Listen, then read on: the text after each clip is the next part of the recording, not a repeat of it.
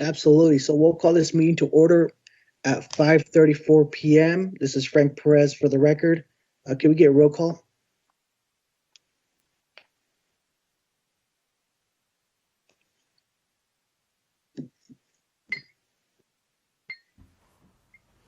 Sorry about that. Lisa Loader? Here you go. Lisa Loader's here. Colleen Cook, Colleen Cook's here. Bonnie Gaskin,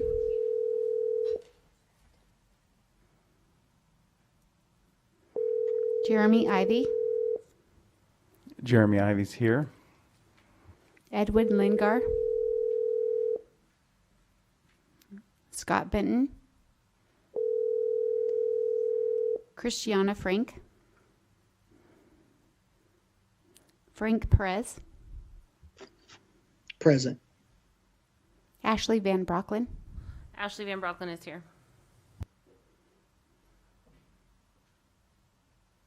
Thank you. So we'll go to agenda item 2.1, introduction of committee members. I guess I'll just go ahead and start and then let you guys go across the room. My name is Frank Perez. I'm a compliance officer for the city of Reno. I've served on this board for a couple of years now. Been an incredible honor, served as chair, and that's all I have.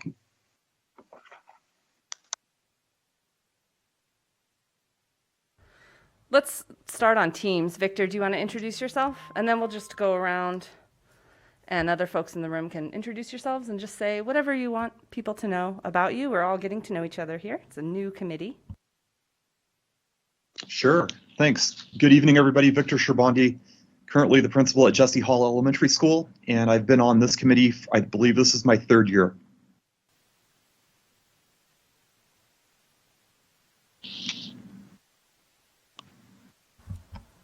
Hi, I'm Colleen Cook. I'm a Sparks girl. I've been here since 1956. Grew up in the area. I'm a local realtor. I've been helping people buy and sell homes for 35 years. Totally involved in the school when I was both raising my daughter and my granddaughters. Thank you. I'm Jeremy Ivy, just the first time here on the committee. I manage Bell Photographers here in Reno, Northern Nevada area, and just happy and excited to be here. I'll introduce myself too. I'm Samantha Fredrickson. I'm the staff liaison for the committee. I work for the Office of Communications and Community Engagement, and I've been with the district almost 5 years.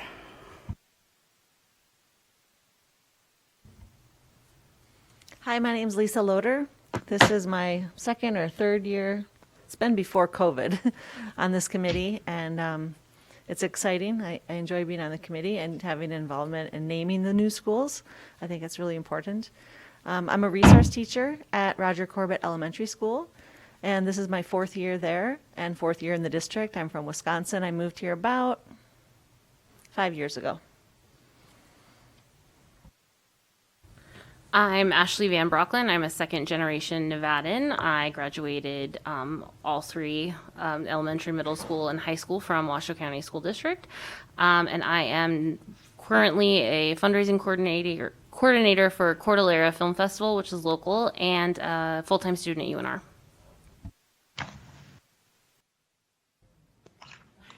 Great, thank you. Our next agenda item is 2.02, discussion and possible action to select a committee chair. Sam, do you want to lead this discussion? Sure, and maybe Neil can pitch in too as far as how we actually do the logistics of the voting. But what we're looking for is someone who's interested in being chair of this committee, which, since many of you are new, I'll just kind of give you a little brief of what that entails. Basically, you will be doing what Frank is doing now, running the meetings. You'll work with me to help set the agenda prior to the meeting, prior to the agenda being posted. You'll run the meetings, and then that's pretty much it for chair. So if anybody has any questions about that. Otherwise, Neil, do you want to go through kind of the process of how we can do the vote? Sure, I'd be happy to. Thanks, Sam. I didn't introduce myself. I was going to at the presentation, but my name is Neil Rombardo, and I know many of you, but not all of you, and I'm the assigned attorney for this committee. So thank you for thank you for having me, I guess. So how this works is whoever is interested in doing it, being the president, they can either say I'm interested and nominate themselves, or someone can nominate someone else. And so what Frank will do is he'll say, okay, the nominations are open. Folks will get nominated. 1, 2, somebody has to get nominated.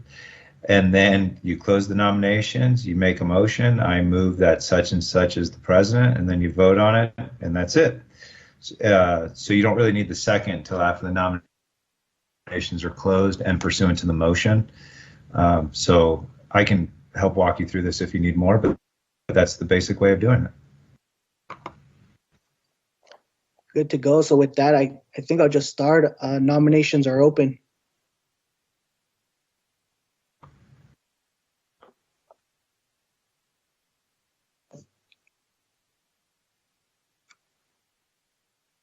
So I can nominate myself, Lisa Loader, with the coaching of Samantha. We got you. With that, if there's no more nominations, I would say nominations are closed. Are there any more nominations? No, I would say nominations are closed. Looking for, Neil, do it right now. Do I look for that? Do I do the motion? Make sure that there's no public comment with Jen, Ms. Caldwell first, and then if there's no public comment, go ahead and get the motion and pass it. There's no public comment. This is Frank. So moved. You need a second. Anyone can second it. I second. Jeremy Ivy. Perfect. Got a second. All those in favor, please signal by saying aye. Aye. Aye. Thank you. And I think at this time, I'll go ahead and pass it to the chair, Sam.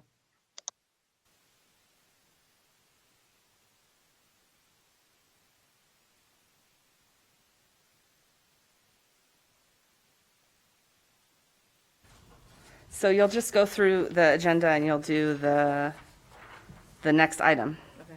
So you can just announce the item and read the title, and then we'll do the same process as we did. The next item is closing items 3.01. No, why don't I have that one? Where's your agenda? Because it says 2.02. There we Okay. go. Sorry, that was the minutes. from the- Oh, gotcha, okay. Sorry about that. So the next item is 2.03, discussion and possible action. Nope, we did that. To select a chair. Oh, a vice chair. We're going to select a vice chair for a term ending June 30th, 2022.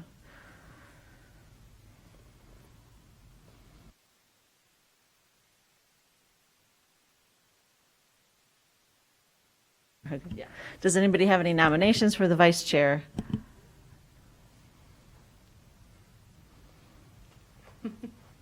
Somebody new might have to do it.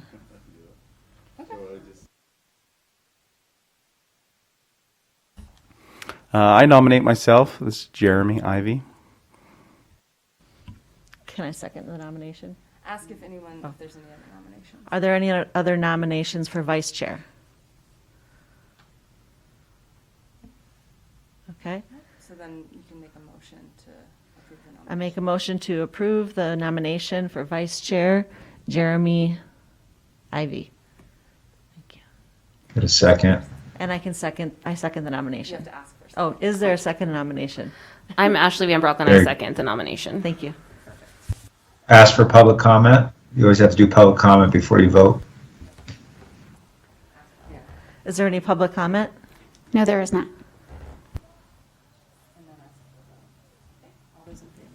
So now we'll do a vote for vice chair, Jeremy Ivy.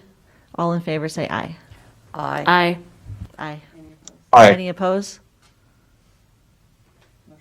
Motion passed.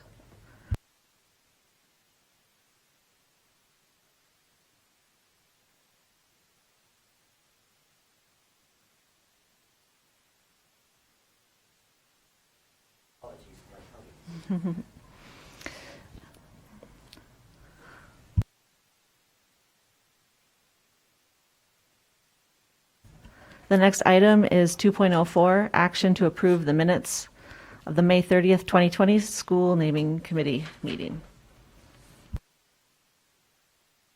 This is Frank. So moved.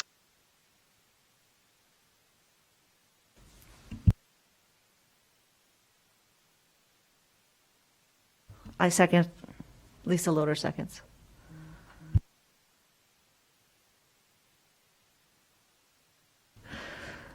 So we'll take that to a vote. All in favor say aye. Aye. Aye. Aye.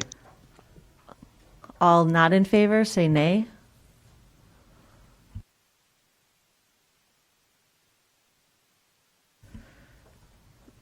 And the motion passes.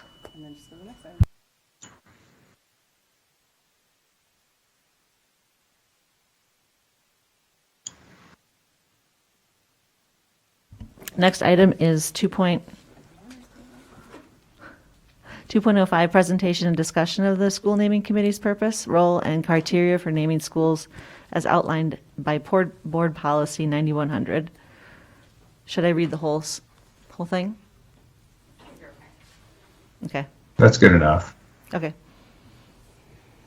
All in favor?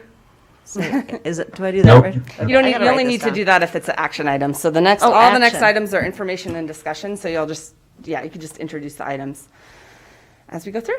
So Okay. I'll take over from here to present this item. Oh, good, thank you.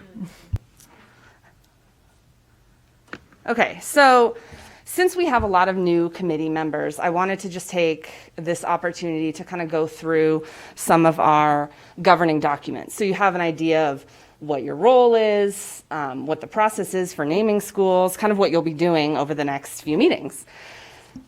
So in your packet, I handed out to you and emailed to you a couple of different policies and an administrative regulation that governs what we do.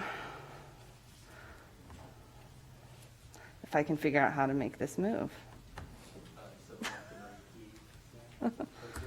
Got it. Okay. So the first policy, I'm just going to go through these briefly. I don't need to read the whole policy to you. I trust that you all can read. And I encourage you to kind of, look through these, kind of keep apprised of them and, glance at them before each meeting, just to kind of bring you up to speed. But Board Policy 9100 is the policy that governs all of our public bodies. So this just really lays out kind of what a public body is. So the school naming committee is a public body established by the Board of Trustees, and it's subject to the open meeting law, subject to all Nevada laws and regulations that govern public bodies. And you'll learn a little bit more about open meeting law in the next agenda item. So I'm not going to go into that now, but that's why, we're doing things like we had to make sure there was a quorum, and we have to, call for votes and motions, and we have to do it in this specific way because we are a public body. So I think that'll get easier as we go along and kind of get used to what we're doing and get our groove. So a couple of other things just to know from this. A couple of other things just to know from this policy in particular, just that the role of committees is to advise the Board of Trustees. And so particularly the school naming committee, the role is to advise the board as to school names, which we'll talk a little bit more about what the process is for that, and we'll go through. Public bodies, as I said, their role is to make recommendations to the board, not to direct staff. So that's important to know. It's also just important to know that when you're speaking, you're not speaking on behalf of the board or the district. You're speaking on behalf of yourself. And I think the last thing that's good to know from this policy is that if you miss a majority of the meetings, it could result in your removal or non-reappointment. As you saw, when we were kind of waiting for a quorum to start today, it's really important to be here, to be on time. If you can't be here, of course, we totally understand. But if you can let us know, or, we know emergencies come up too. But we do have to have a quorum present to start the meeting, so it's important that you are here. Does anybody have any questions about Board Policy 9100? Cool, pretty easy. And just a reminder, when you're speaking, make sure you press the the little mouth button on your microphone. Otherwise, it will not be recorded. No one on Teams will be able to hear you. Okay, so we'll go through the next two items briefly. So Board Policy 7110 and Administrative Regulation 7111. So these are the particular or specific governing documents that pertain to the school naming committee in general. So we'll just go through a couple of things. So I'm looking at, if you want to pull up the Administrative Regulation 7111, they both say similar things. So I'm just going to point out a few things here in the Administrative Regulation. As I mentioned before, the school naming committee makes recommendations to the Board of Trustees on names of new school facilities. That is your purview. That's what you are granted the authority to do as a public body of the board. So we won't be doing anything besides that. The efforts to name a school are a cooperative process between the district and the community, and so we each have our role. So myself as the staff liaison for the committee, working for the Office of Communications and Community Engagement, I will be really trying to get that public input. Our office starts the nomination process to get those names coming in. We try to get people in the public to participate because we do believe that community engagement and public input is key to picking a name for the school. Your role then will be to look at what the public is nominating, and you'll look at that to kind of make determinations about what your recommendations are. So we'll work together in that way. I'll make sure that you all have the information that you need to be able to make the recommendations and decisions, and we'll go from there. The other really important things I think to consider when you're in looking at both of these, the policy and the administrative regulation, these are things that you're going to look at when we're actually going through the process of naming a school. These documents actually highlight what the naming categories and criteria are.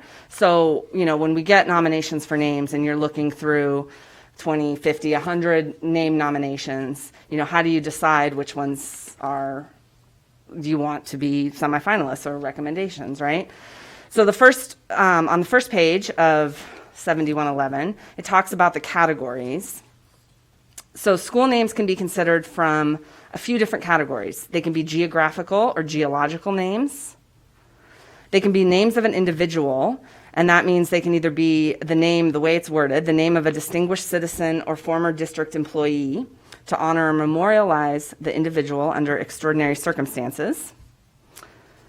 It can be the name of a person gaining state or national prominence. And then we do have some specific conditions around naming a school after someone who is still alive. A lot of times you'll see the nominations will be people who have passed, but there are instances where you'll see names of people who are still living, and that is okay as per the regulation and the policy in a few cases. So if they've made significant contributions to or had significant involvement with education. The exceptions are current members of the Board of Trustees, while they're actively serving on the Board of Trustees, cannot have a school named after them for up to 2 years until they are no longer on the board. Same thing for district employees. Current district employees cannot have a school named after them until they've not been with the district for at least 2 years. And then, of course, if a name is already being used for an existing school or facility, or portion of a school or facility, then that name will not be used. And elected officials who are actively serving in public office, we also cannot use those. So those are the exceptions to the names. So those are the categories that you'll see come across that you'll be looking through. So we'll obviously, in order to select and recommend a name, you'll want to look and make sure that they comply with those categories, and I'll help with that too as we're weeding through names that come in. The second thing you're going to look at when you're considering the names are the approved categories, are the following criteria that you'll look at. So as you're trying to decide which names you like, which names you don't like, you're going to look at what the role in education is. So if it's of a person, for example, you'll look at what their role to education has been. You'll look at their impact to the Washoe County community. You'll look at the public service. You'll look at the historical significance. You'll look at the geographic significance, and you'll look at any contributions they've made which support the education of students through the district's mission. So we'll get more into detail, and this will make more sense when we're actually going through the process of looking at name nominations. You'll get a better understanding, I think, of sort of how to apply these criteria. But those are the main things to kind of keep in mind when you're looking at what we do. I think that's all I wanted to point out in these documents. So does anybody have any questions about these board policies or administrative regulation? You all know exactly what we're doing. All right. Perfect.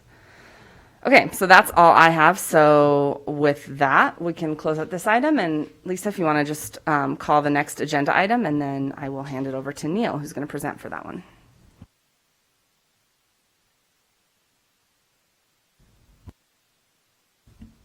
The next agenda item is 2.06, presentation and discussion of the legal requirements for Nevada's open meeting law.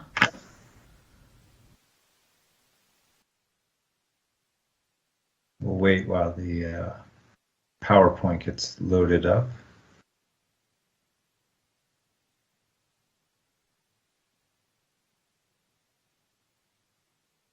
And John, you'll advance the screen for me? Sure will, Neil. Just give me a holler when you're ready. Okay, thanks. I think you probably all received a copy of our memo that should outline gives you some of the basics of the open meeting law. But I always like to give a presentation to the different public bodies in the district to help them navigate these waters, and also provide a little bit of insight on ethics and public records along with it. So my name is Neil Rombardo. Again, I'm the Chief General Counsel for the Washoe County School District. I head up a team of 8, and we handle also the Department of Civil Rights. So, and we also do administrative investigations. So we're a busy office. The Washoe County School District is the largest employer in Washoe County.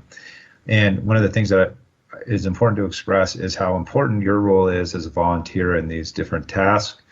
The board takes what you say very seriously, and the superintendent wants to make it clear, and I'm sure the board president would say the same, that how much we as a district appreciate you volunteering to do this. And so we thank you for your time and your efforts to help us with naming. Naming has, at times, it becomes a hot topic, and we get a lot of discussion on it, and it's very important. It's a big deal, and community members like to participate in this. And so that's the purpose of the open meeting law. So John, ding. If I go ding, how about we move forward? So there we go, perfect.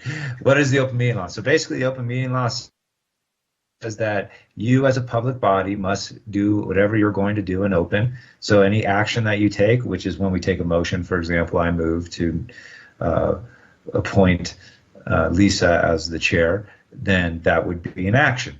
And your deliberations are discussions regarding that action. And so I actually, for the chair, sent Sam a little email while she was talking, kind of giving you an outline of how to go through each item. So make sure you grab that from her. And thank you for volunteering to be the chair as well, and the vice chair for that matter. Ding. So the open meeting law applies to public bodies, and since you are created by the Board of Trustees, you are what's called a subcommittee of the Board of Trustees, and therefore the open meeting law applies to you. It does not apply to staff members of the executive branch. You are considered part of the legislative branch of local government. The executive branch would be, for example, my office. And so if we were to have, well, it's not my office, it's the people's office, the office that I get to run. So I should say it that way. But if we were in the office of the general counsel and had a meeting with myself and the lawyers who work there, that would be a staff meeting and not subject to the open meeting law. However, when you sit and deliberate over naming a school, that is a public body. That is something that must be done in public, and the public must have its chance to participate through public comment. and that's why we ask for public comments before action's taken. The open meeting law requires that we that we do public comment before actions are taken, and I'll discuss that more here pretty quick. So all meetings, the real simple thing is all meetings must be open, and they must be able to be viewed by the public. You can be, as Frank is and as I am, on Teams and things of that nature. That's fine, but the public has to have a place to go in order to watch the meeting or at least participate. That was obviously suspended during COVID. We did do our meetings via YouTube, and you could see the different trustees. However, the public comment was done over email. That's not the case anymore. As of right now, we are back to the more traditional method of members of the public coming to the public body's meeting and giving public comment.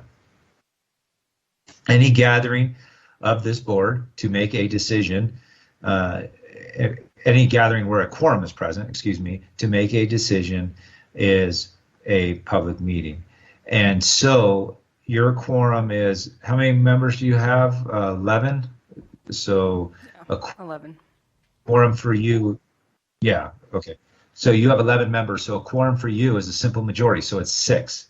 So you can have a meeting with 6 members of your public body or 6 members of the naming committee, and you can actually pass an item with a vote of 4, because 4 is a majority of 6.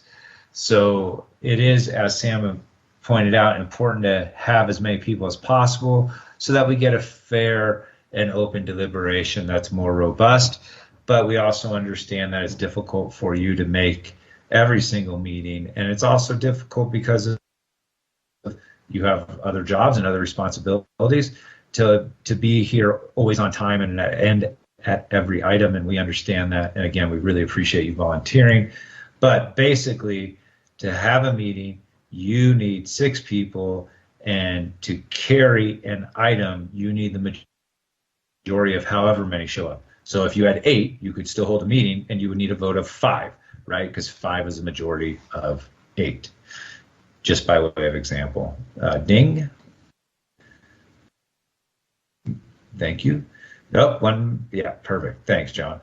And so another way of having a meeting, and this is where we're really this is where you can run into issues, so I want to be careful here, is a series of gatherings where you don't have a quorum present, but the collective discussion, the collective discussion or the collective gathering result in a quorum.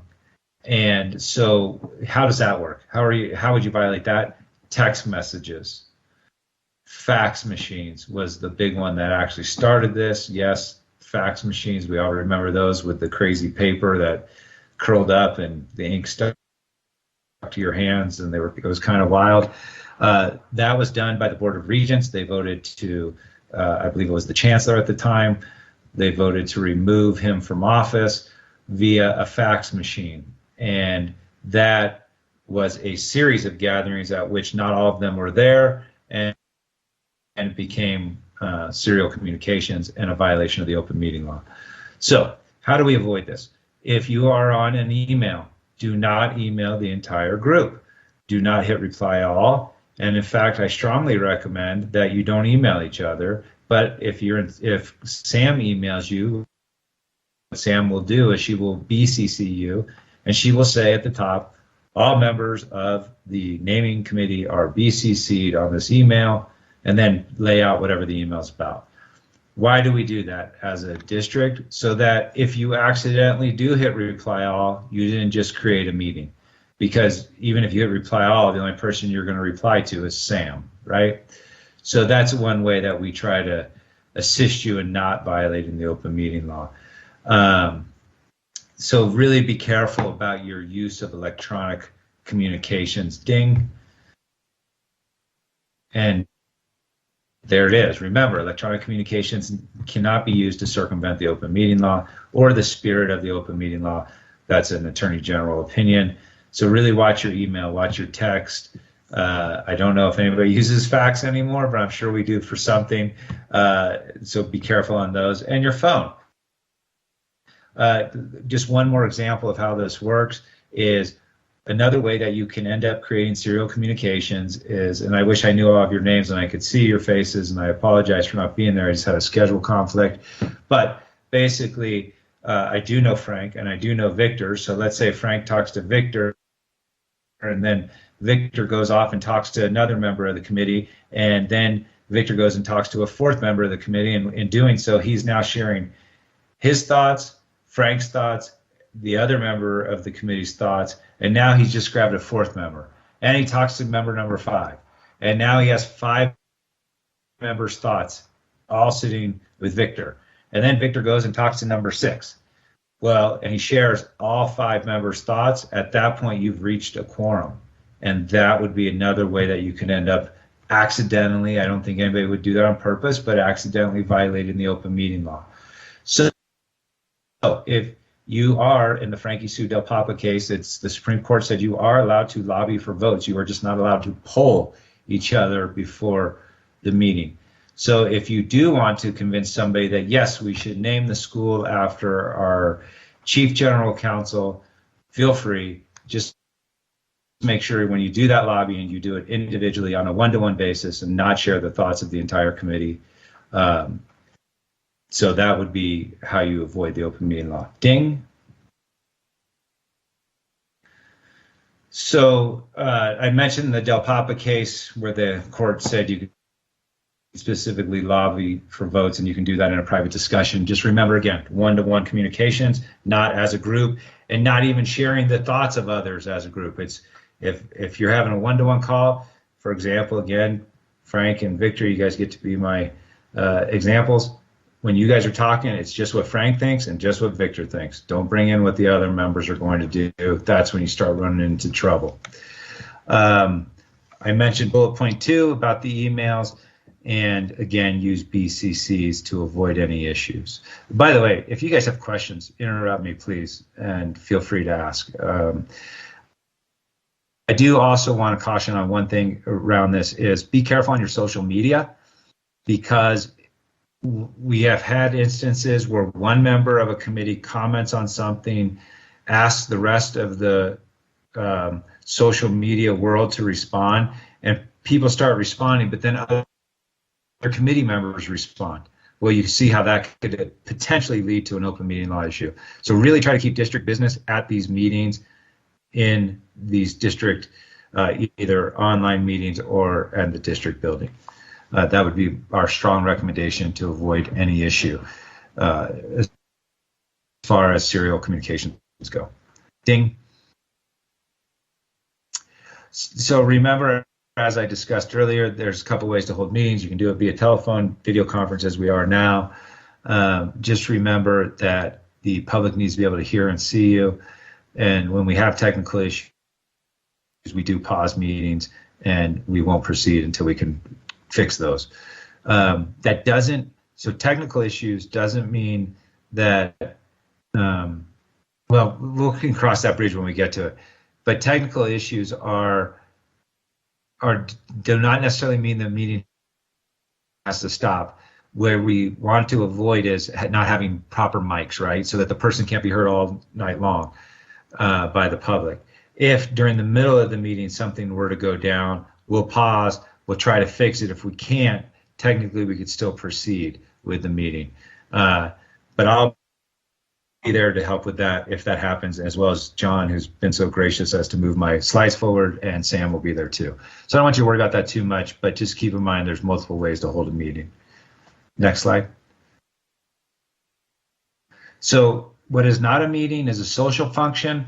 Basically, if you were all to get together for a holiday party or celebrate New Year's, by the way, Happy New Year, something like that, then that would be a social function and not be required to meet the open meeting law, NRS 241, because you wouldn't be deliberating towards anything or taking action on anything.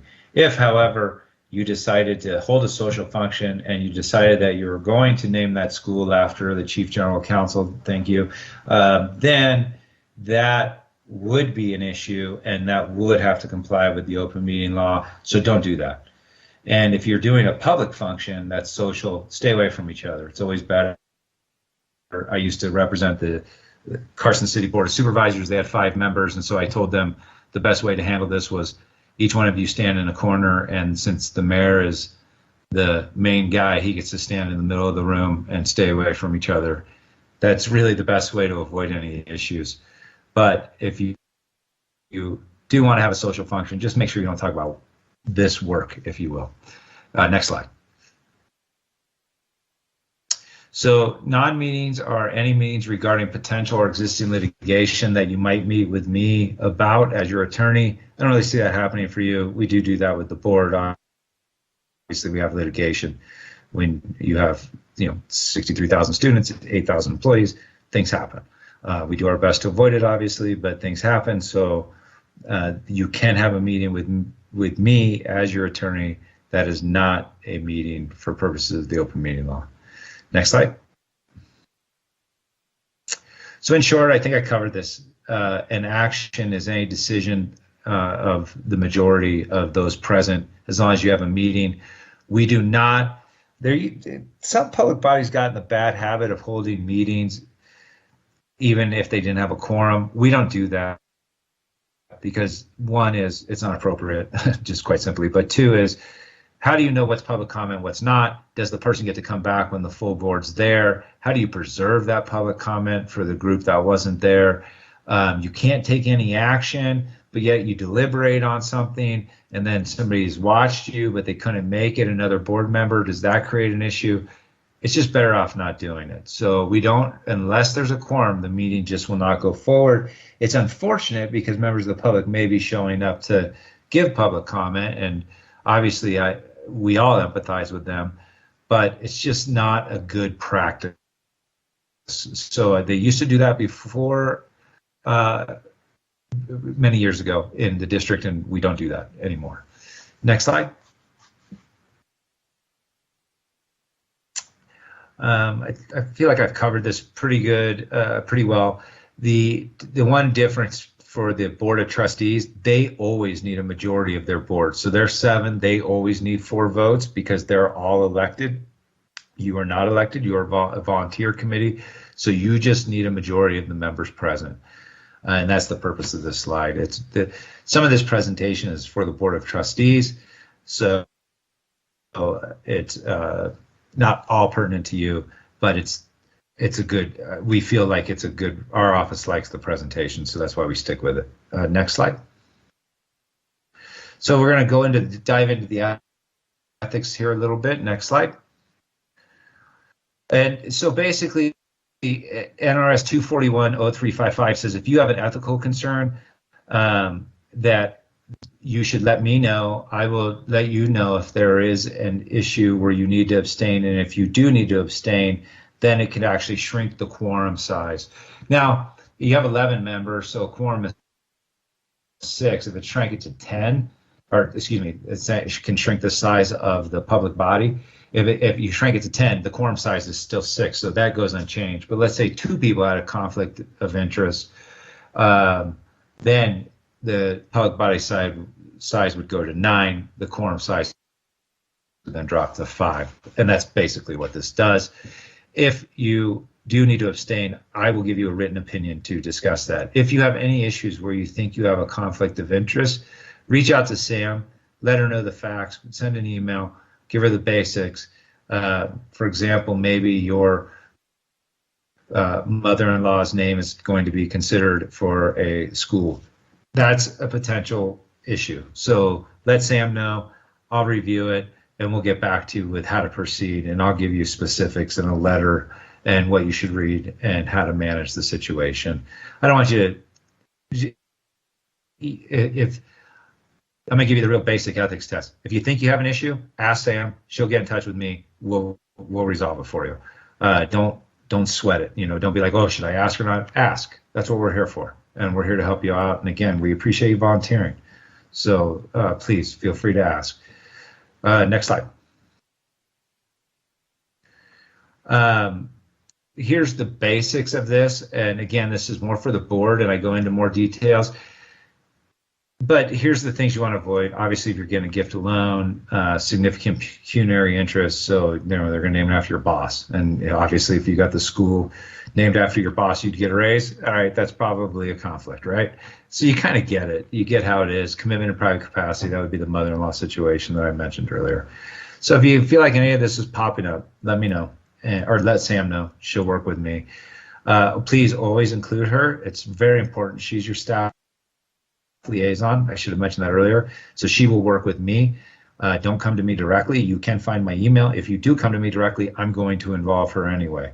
So just, if you would, please keep her in the loop. It's just very important as a staff liaison to know what's going on with her committee. This is her, from our perspective, this is her committee to manage, right? And she has to work with you all, and then I provide her support, and that support then goes to you. I hope that makes sense. Next slide. Back to the open meeting law. Next slide. So this is for the board. So next slide.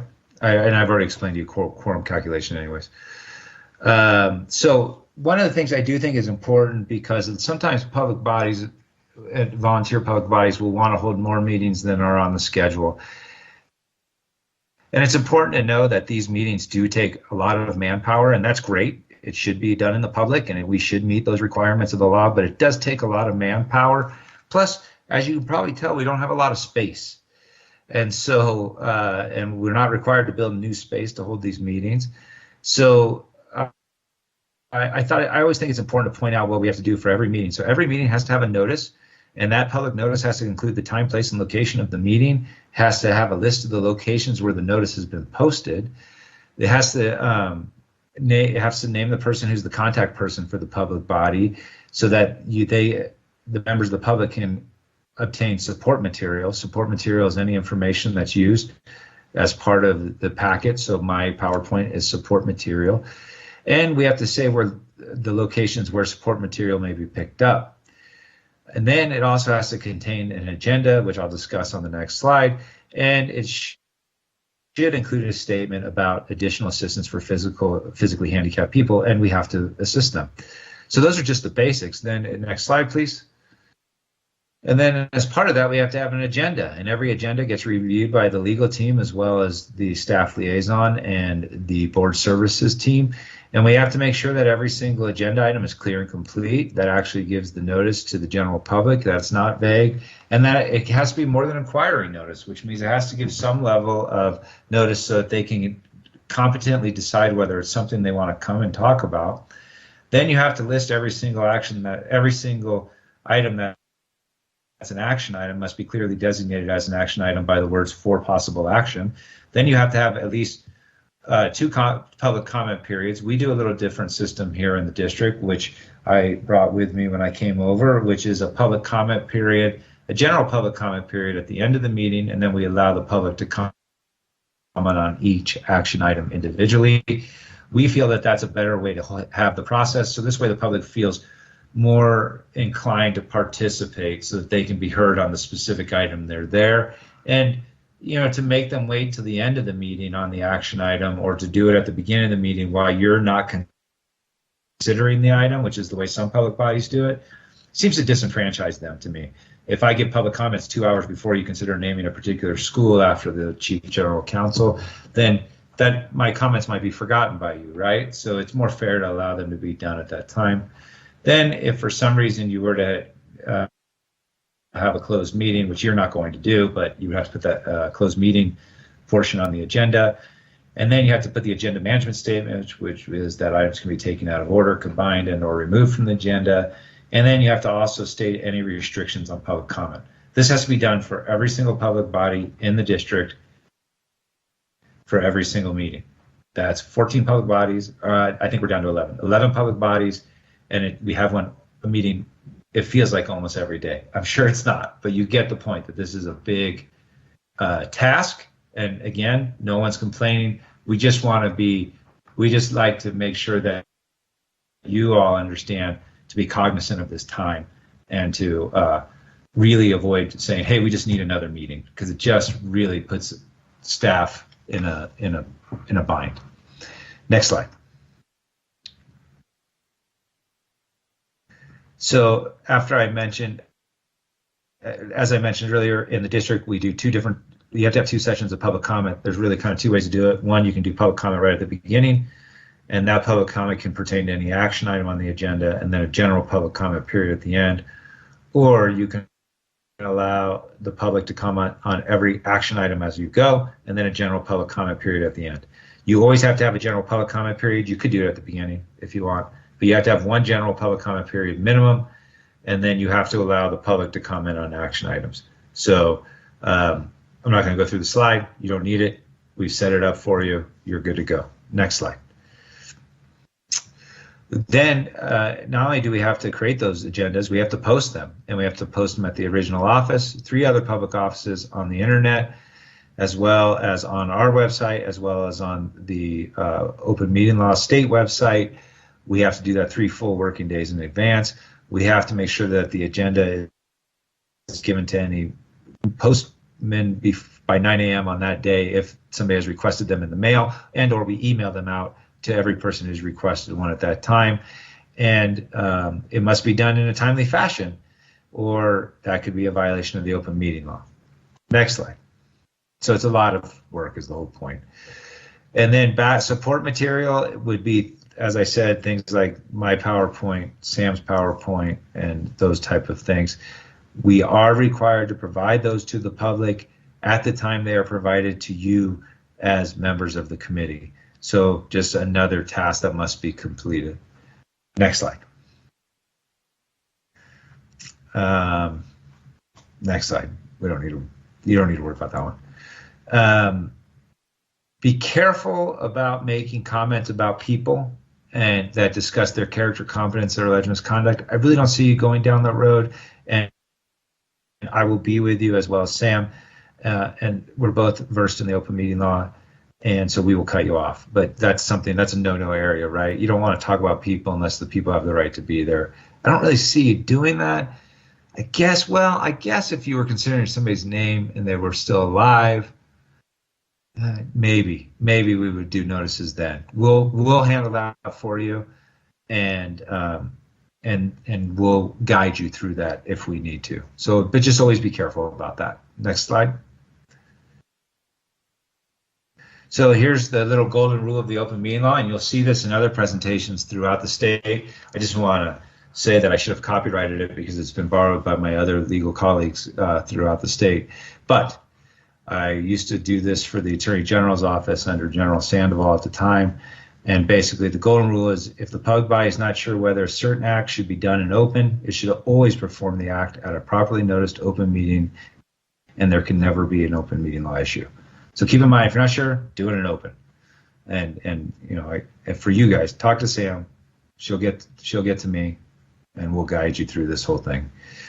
And then I'd just like to just hop off on the public records real quick, and then I'm done. Next slide. Next one, please. Thanks. So I do want to point out to you that any record that we have is a public record. So if you have records related to this committee, that's a public record. So I strongly suggest, and there's exceptions. Attorney-client privilege is not a public record. Confidential employee records are not public records, and your personal notes aren't. So if you're taking notes right now, that's not a public record. But if you email each other, receive emails from Sam, those are public records. So if you are not a district employee, if you're a district employee, I think it's fine if you use your district email. But if you're not a district employee, I would really advise you to just set up a free email at Yahoo or Gmail or Hotmail or whatever free one you can get out there, and just dedicate it to this committee and have all emails go through this committee. What you don't want to do is use your current work. And well, Frank, you work for the city of Reno, I heard you say, right? You don't want to use your city of Reno email, because if something happens and there has to be a public records request, the city of Reno doesn't want me going through your emails to find these public records to give over to somebody who's requested them, right? So just, you want to avoid that. So please go get a free email and either, like I said, Yahoo or whatever one you feel comfortable with, and then use that for this committee. So if a public records request does occur, then you have it in one location. You can provide it to me. I can get it over to them. And then if any litigation ensues, they're not digging through your works email. So we're always looking 2, 3, 4 steps down the road, and we tend not to have a lot of litigation surrounding Public Records Act. But as soon as I say we never have it, we're going to, and then we're going to want to look at your emails. So that would be my suggestion. And I don't think you want your personal emails gone through by our office either to try to find these. So I really suggest it's no cost, set something up. Again, thank you all for volunteering. You're fabulous. The board really does rely on you. They very seldom go away from what is decided by volunteer committees like yourself. And so we can't thank you enough. And that's it for me, unless you have any other questions.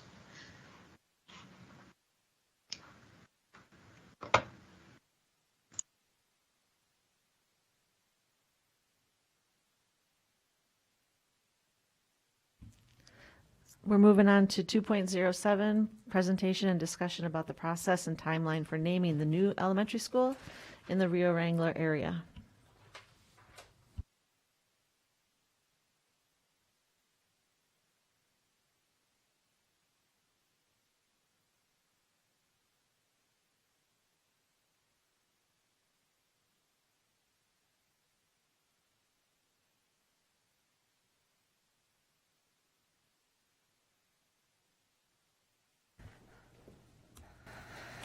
Okay, now we get to talk about the fun stuff for what you guys are actually going to be doing. So I just wanted to give an overview of the process and kind of what the next project, so to speak, will be for you all.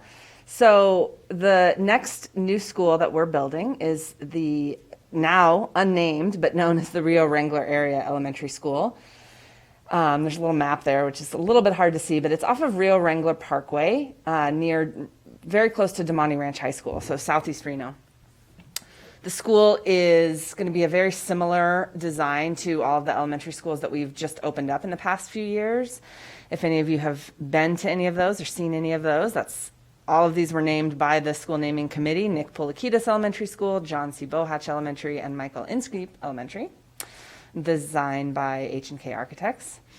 The board recently awarded the construction contract it's actually Martin Harris and Group West Construction, and they're going to break ground probably within the next couple of months. So once they break ground, it's going to move pretty quickly. You're going to see that building rise. And the school will be open to students in August of 2023. So we need a name. So this is kind of the process of what we're going to do for this school, and this is how we've done it with schools in the past. So January 6th, tomorrow, we will open up the community nominations for the new name, and that'll be open for 2 weeks. So I have already created a survey via Microsoft Forms that will go out to families that live in Southeast Reno area. We'll post it on our Facebook page. We'll reach it far and wide. I'll send it all to you all as well. It'll just be a link. You can feel free to share that on your social media or send to folks. We want to encourage people to nominate names. And this is an open nomination. So people can nominate whatever name they want. And you'll see some, like Donald Duck Elementary School. So you'll see all kinds of names, some which may or may not be relevant as per what we talked about, which are the categories that we want our names to be in and kind of that criteria for those names. So that'll be open for 2 weeks. All those names will come in. I will go through that, put together that in a nice little spreadsheet for you all when we meet next on February 2nd. That's what you'll have to look at. So the nomination form will also ask people to say a little bit about why they're nominating this specific name. So you'll have some background information for the various names that are nominated. A lot of times you'll see there'll be a lot of nominations for one name. So you'll kind of be able to look at it and see a common thread.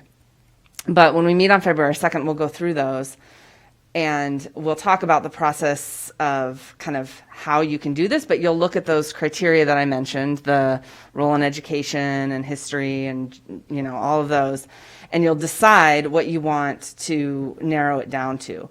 And ideally, it'll be no more than 10 semifinalist names. So then the next day after that meeting, I will send out another survey to the community, and this will be, okay, here's the 10 semifinalists, vote on which ones are your favorites. And that'll also be open for 2 weeks. And you can share that one as well. And then we'll come back for our March meeting on March 2nd, and you'll be able to look at what the community voted for. You'll probably have public comments that will come in via email. There will likely be people here commenting about the names that they are advocating for. So you'll take all of that into consideration and looking at the criteria again, and you'll vote to make your three recommendations to the Board of Trustees. Usually what the committee's done in the past is those 3 finalists are ranked. So there's like a first, second, third choice. Those names will then be recommended to the board. It will be agendized on the Board of Trustees meeting sometime in the spring, and they will make the final selection of the name. And then we'll have a name for the school.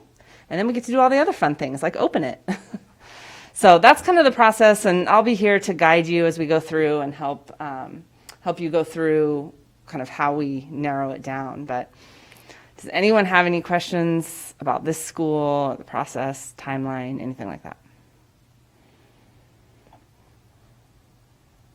Cool. Okay. That's all I got for that one then. Moving on to the next agenda items, section 3, closing items. 3.01, public comment. Are there any public comments at this time? We received public comment via email. I'm trying to find the name right now. One second.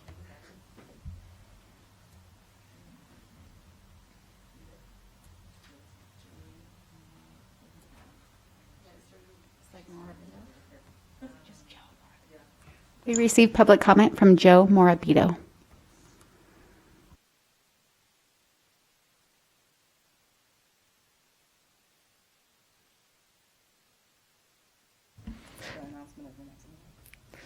Next item is 3.02, announcement of the next meeting, Wednesday, February 2nd, 2022. And 3.03, adjourn meeting.